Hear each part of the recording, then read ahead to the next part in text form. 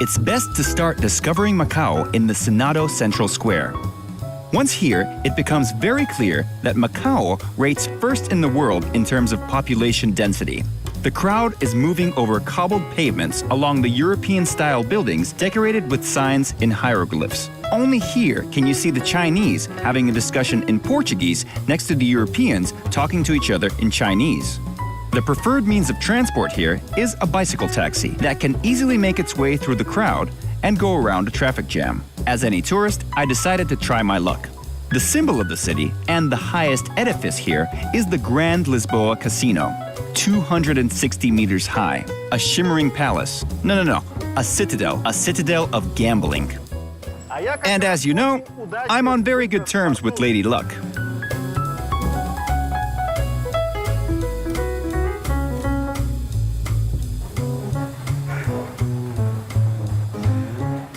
Let's quickly replenish our funds and go hunting for restaurants. It turned out that Lady Luck has the day off, at least as far as I was concerned.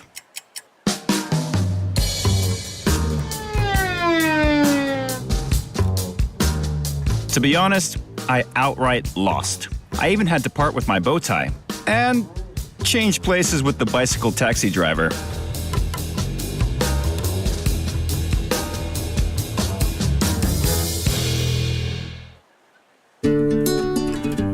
No biggie. We have a vehicle and a good appetite, and that's enough to find a treat. I think no one knows the city as well as a bicycle taxi driver does. They know their way around the big motorways just as well as they know every little street.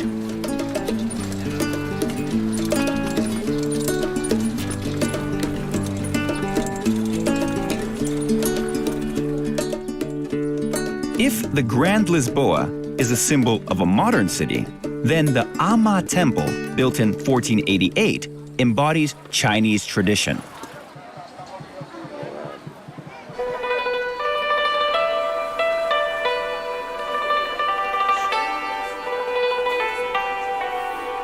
It's located in Amagao, which is translated as the Bay of the Goddess of Amao. As time went on, the name was reduced to Macau.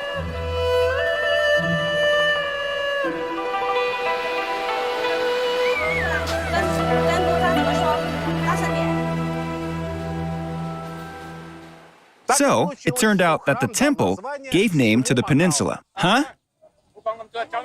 Okay. You're too strict.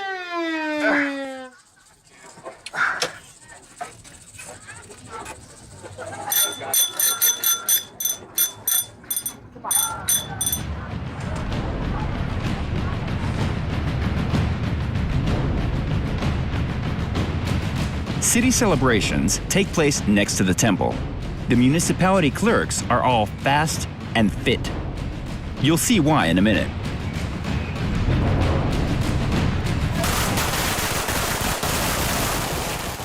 Instead of cutting a ribbon, as they do in other countries, here they use terrifying fireworks. So you need to be a fairly good runner if you don't want your career to come to an abrupt end.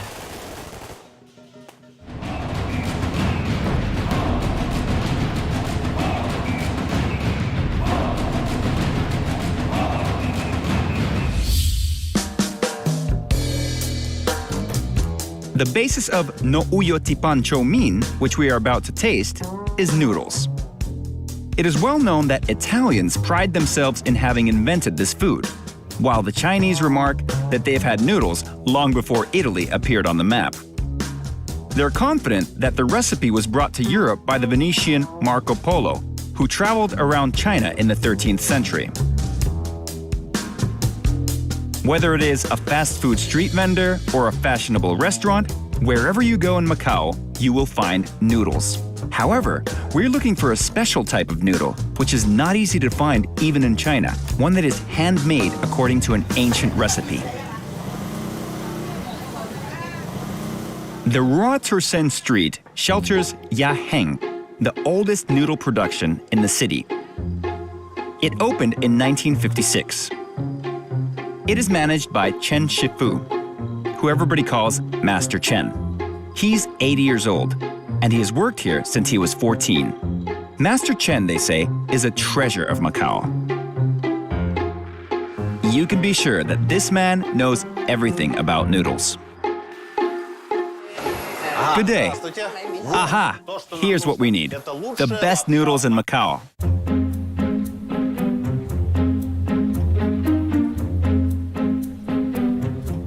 Can I try some of these noodles? You have to earn it. Yeah? Let's swap. I've got an MP3 player, a torch. Do you want a torch? Ah, thank you. It looks like I'll have to spend some time learning how to make noodles. Why'd you do that? This is for you to remember my cooking lesson. Okay, I'll try my best.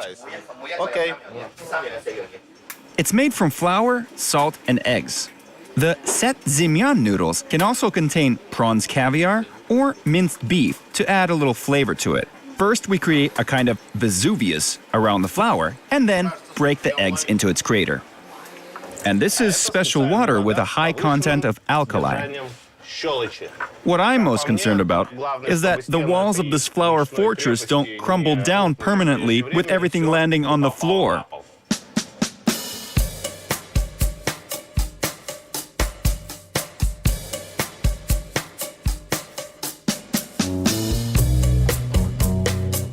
It's obvious that Master Shen here is an old-school teacher. Minimum theory, maximum practice. The Yahen produce is delivered to the best restaurants. Normal people buy it for special occasions, like anniversaries and weddings. Dough's ready. Time to move on to the next step. Today, a mechanical tool. Tomorrow, a museum exhibit. In Macau, which fully operates on microprocessors, there are very few mechanisms of this kind left. At this point, I remembered that I didn't do any safety training. We're running on the classical equipment that was made in the 1950s.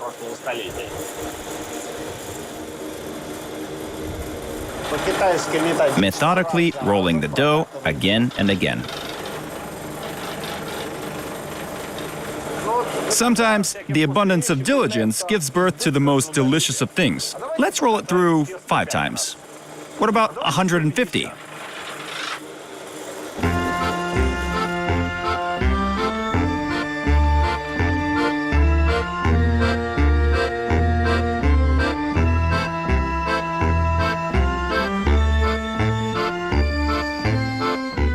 Then we stack up the dough.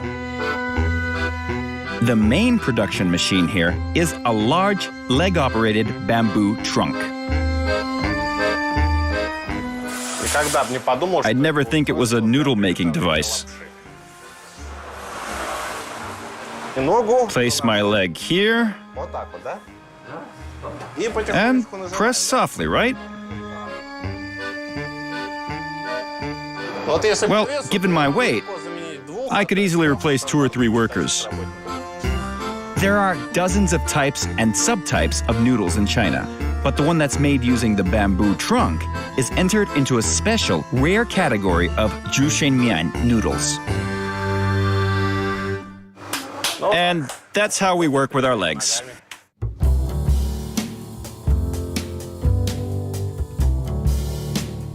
Yes? Yeah. Okay. Now, we cut the dough using a template. And the noodles start looking like noodles.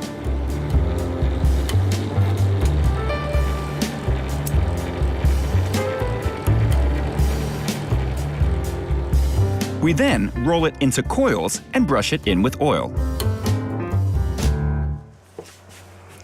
If it were a modern production, I'd take it to the drying room. But here, we're taking it to the roof to have it dried by the sun. They say it seriously affects the taste.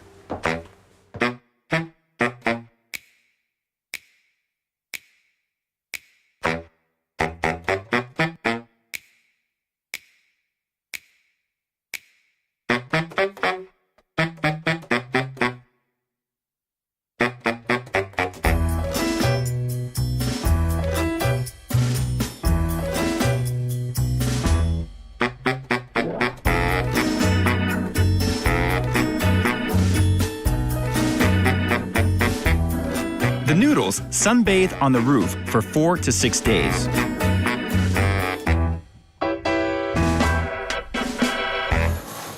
In the meantime, I've earned my treat. Oh, thank you. Thank you very much.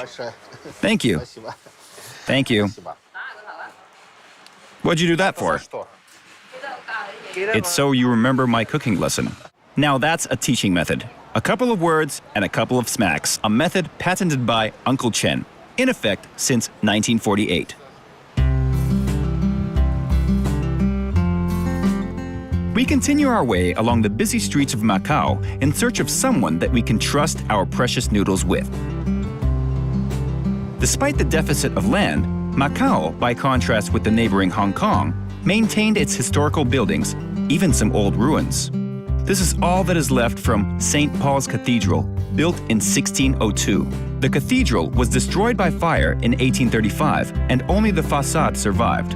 But what a facade! According to one of the versions, the fatal fire started in the kitchen. I've always said mistakes in the kitchen can be fatal. Okay, let's go.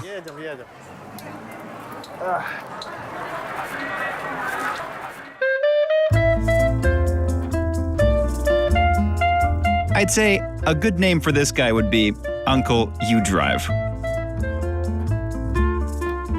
But he's right. Time to get some lunch.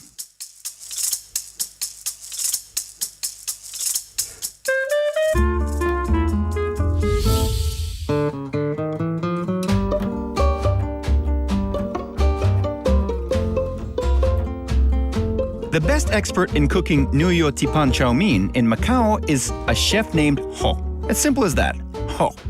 If you are a reputed chef, a short name is not a predicament. If not, it doesn't matter how long your name is. It won't help. Good day. Good day.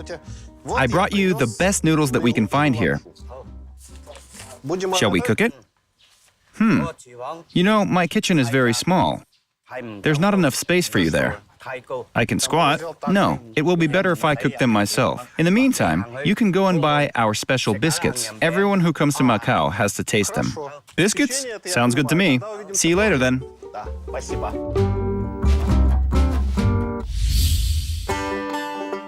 I did actually notice that every second tourist in Macau, both Europeans and Chinese, walk around with identical bags. The sweet is called pastelaria. The word is of Portuguese origin, and it means biscuit. And the recipe is local. On one hand, a biscuit is a biscuit. What can be so special about it? But Macau citizens managed to turn it into one of the symbols of their city. Furthermore, they convinced the tourists that it's absolutely necessary to take a box or two back home.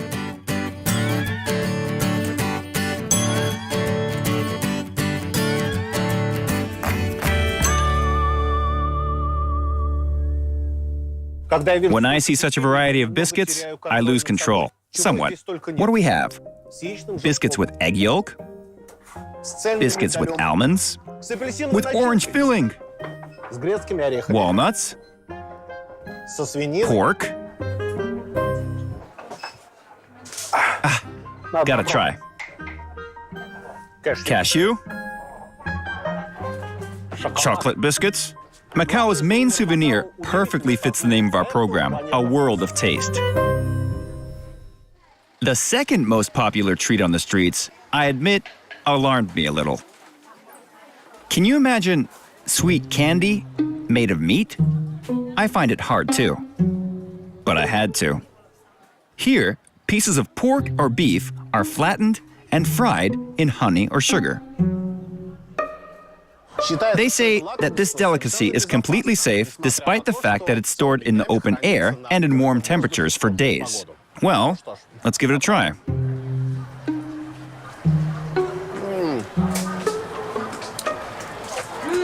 What can I say? The question is why we eat this. If the purpose is to later boast to friends, wow, I ate sweet pork. I had candy made of beef, then yes. If you just want to try something nice, Better find a different place.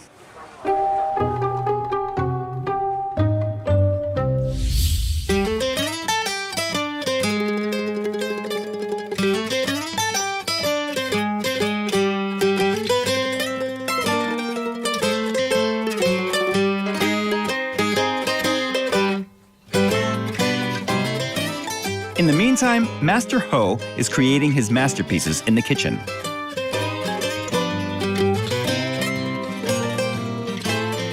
He boiled our noodles with a pinch of salt and then fried it in a wok, a deep Chinese frying pan. Then cooked all the other ingredients in the same manner. This fast frying method is known as chow in Chinese, or stir fry. It's a traditional Cantonese method of fast frying. They say that with this method, the food retains all of its beneficial properties. Moreover, Cantonese cuisine also boasts a taste of the pan concept. It is used to describe the taste which a cook communicates to the dish by stirring it in a specific manner. They say that Ho's taste of pan is very good. To make Nuotipan chow mein, you'll need 300 grams of beef, 100 grams of onion, 100 grams of green and red pepper, a touch of hot pepper, 400 grams of thin dry noodles, a bit of garlic, soy sauce, and black pepper. Cook the noodles in a small amount of salted boiling water. Ho cooked it for 1 minute, but he had special noodles. I guess we will need no less than 4 minutes. Then, fry the noodles until they are golden crispy. Next, fry the beef and vegetables. Now, we arrange it all nicely on a plate. What we get is a noodle nest with all the other fragrant ingredients on the top.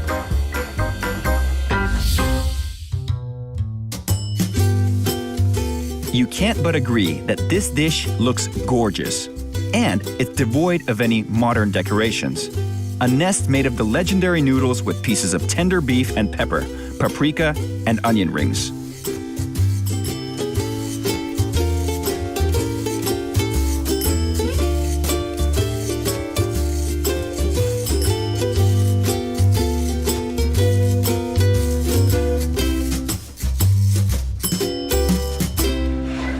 Кладите побольше, сами говорите. Don't be shy. Give me more.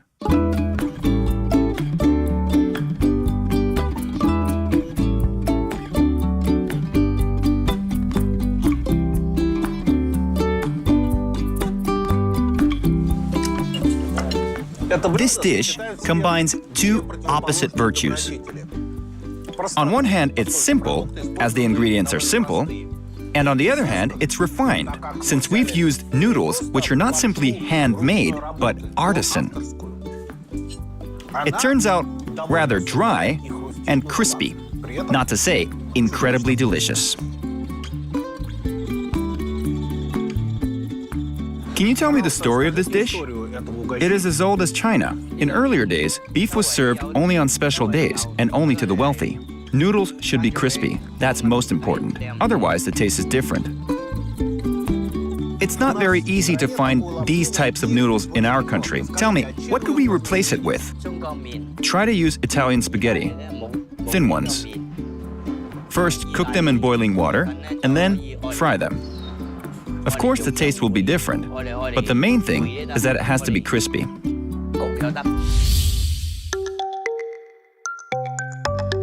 It has to be crispy. A perfect motto for the Macau cuisine of Chinese origin. A symbol of old traditions which have survived and continue living in the shade of skyscrapers. So come on over. You'll see and taste it for yourself.